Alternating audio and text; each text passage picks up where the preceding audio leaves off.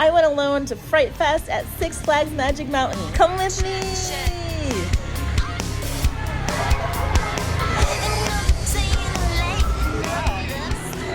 Quick fit check. I chose to wear my Air Jordan 7s, the Hare Jordans, because you know I can't go to a theme park without being on theme.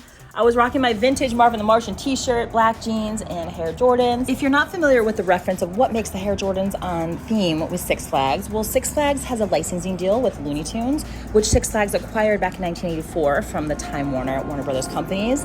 And 4 years before the world would be introduced to the original Space Jam movie starring Michael Jordan and the Looney Tunes, Michael Jordan released the Hare Jordans in 1992 in a Super Bowl commercial. So you probably remember it. If you don't remember it, just go ahead and research it on your favorite search engine. Okay, so I made my first mistake by arriving 30 minutes before Fright Fest began at 7 p.m. I arrived at 6:30, and I had to park in like the gravel pit area where like the mob will take you if they want to do away with you. It was like a 20-minute walk from the gravel pit to the main entrance. I saw a shuttle running, but I thought I could walk faster than the shuttle, and I was, to my dismay, I walked much slower than the shuttle. So, first recommendation, arrive at 6 p.m. if you want to get there to see the opening ceremony at 7 p.m. And we're here! Six Flags Fright Fest, 30th anniversary. Now, I remember as a kid going to Six Flags Great America in Gurnee, Illinois, and going to Fright Fest there sometime in the later 90s.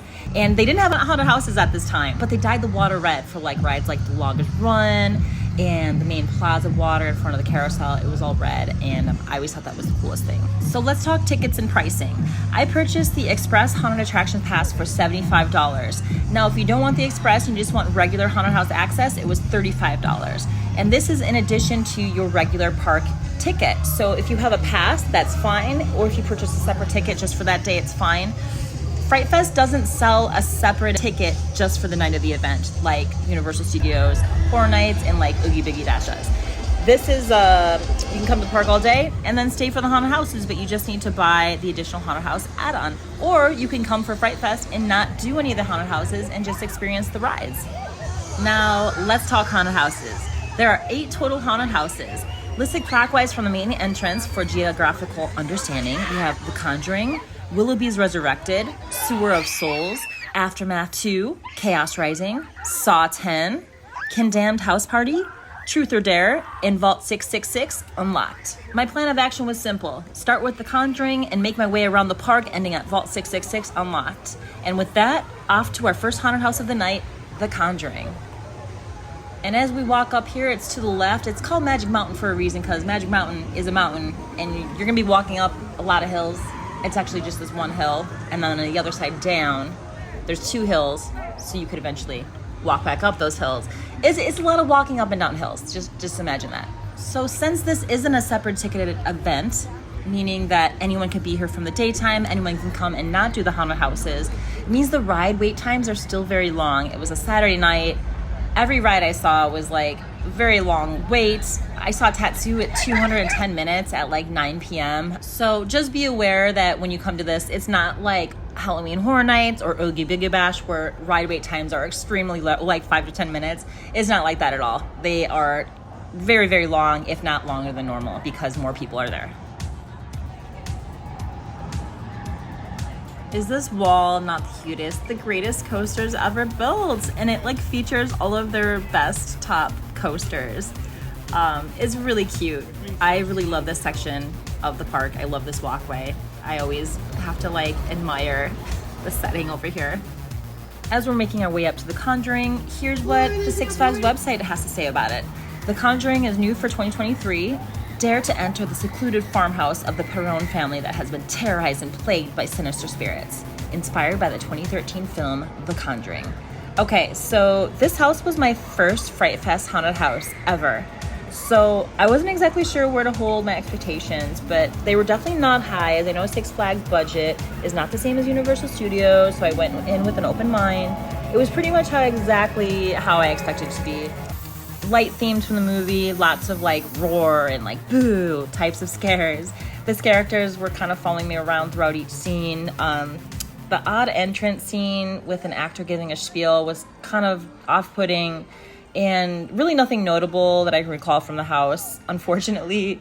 I just want you to know I'm a huge Six Flags fan, so please don't take anything I'm saying as a diss towards the brand as a whole. I'm just trying to be honest with my reviews. So, The Conjuring, I give it a 5 out of 10.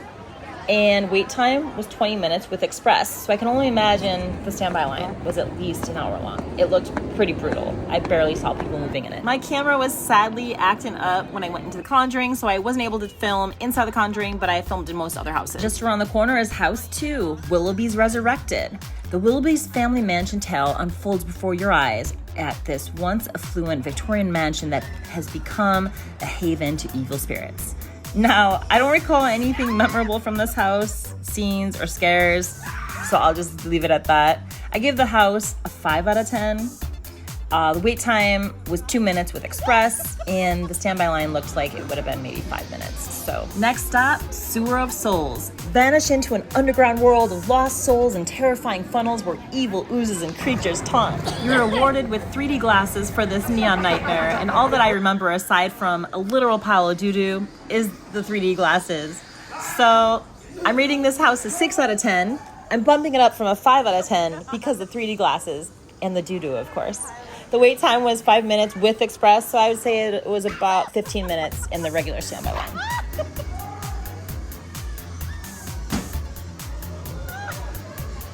And we made it to the part of the evening where we get to go down the mountain. We get to go down the hills. So we're continuing down the path to get to Aftermath 2, Chaos Rising.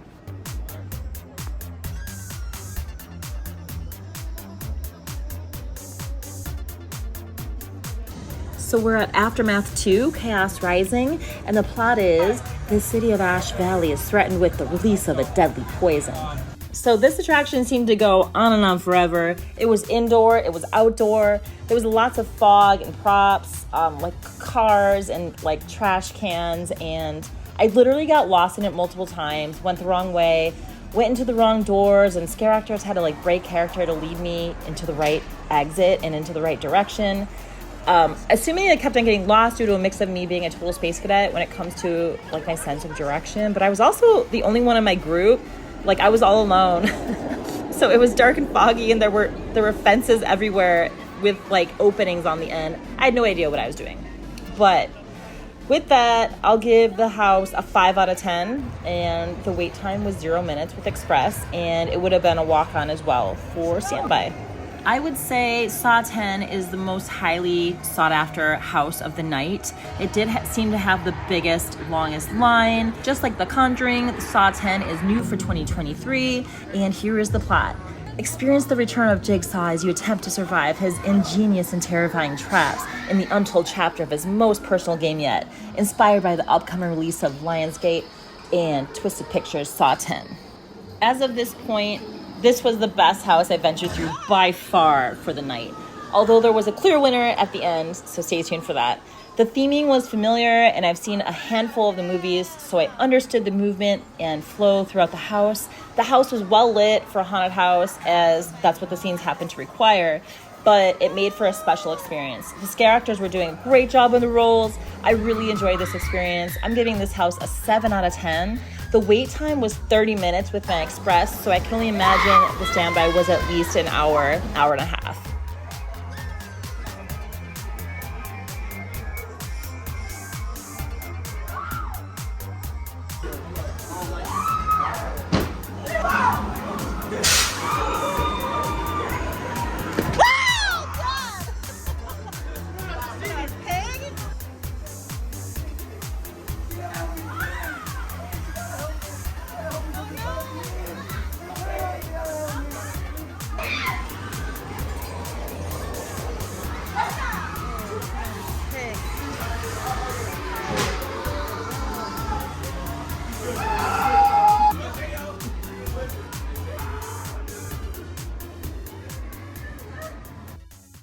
So we started at the bottom, veered left, went up to the top of the mountain, came back down, and now we're almost back to where we started, where the last 3 haunted houses are. Here we are at Condamned House Party.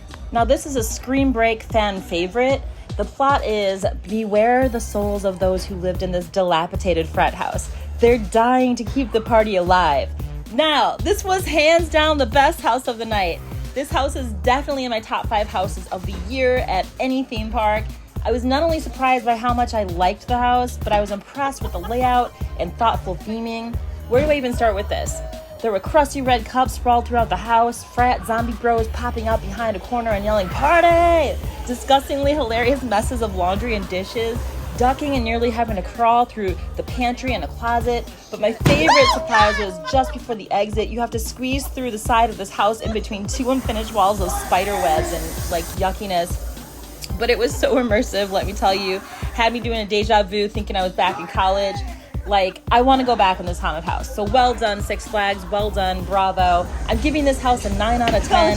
And the wait time was 10 minutes with Express, probably about 30 minutes in the standby line.